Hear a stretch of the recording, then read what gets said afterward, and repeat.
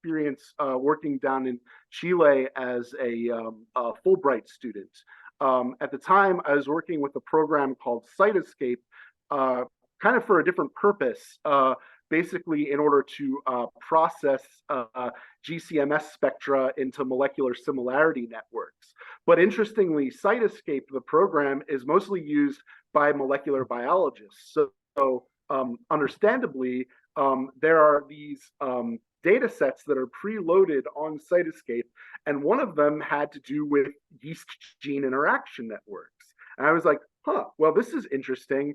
You know, yeast is something that's fascinating to me. I haven't worked as much directly with them as I would like to, but here's maybe an opportunity to do some in silico querying of something that's, you know, potentially of interest to beer and potentially beer and archaeology. I teamed up with a friend and colleague of mine, Carlos Salas, who is more of a computer scientist, and he got me started working with Python on my own. And then he also contributed as well. Basically, we were interested in these FLO genes. From my perspective, you know, it's like, oh, these are the genes that are involved in flocculation behavior. That is fairly interesting. So, you know, flocculation being the aggregation of yeast, especially at the top of, it could be fermenting beer or wine. Now, some authors have sought to distinguish this from aggregation and chain formation and other behaviors of yeast.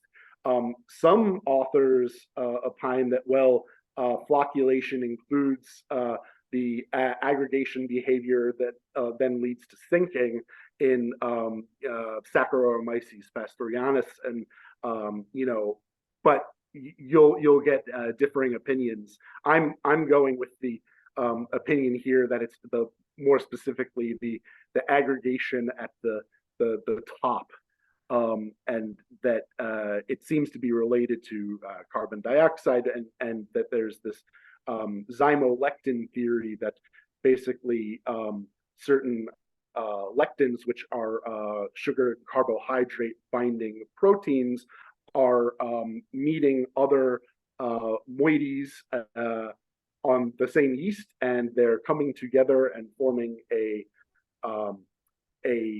aggregation that is specific and has a very specific biological basis.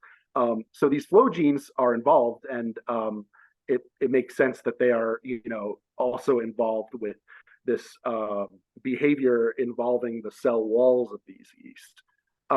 So we decided to see if we could build networks from the ground up, starting just with these genes and then iterating upwards using this in silico data set of yeast genes, and then using this measure called betweenness centrality as one way of trying to understand the importance of these genes as nodes in these networks as we built them up.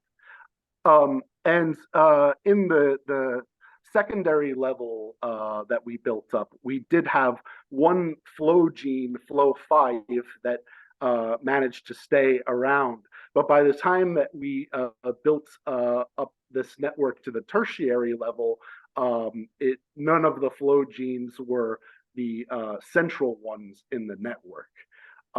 But what we might be able to learn from this, along with experimental studies and omics studies, is, you know, what gene networks that are, you know, involved with these FLO genes, and what key genes within those might be responsible for flocculation behavior, but also cell survival.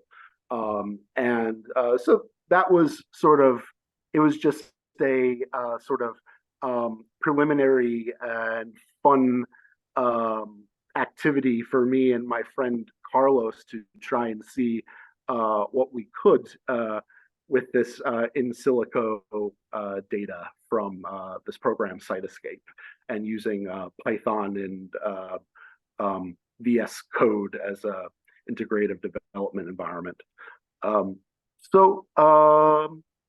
Yep, that's pretty much it.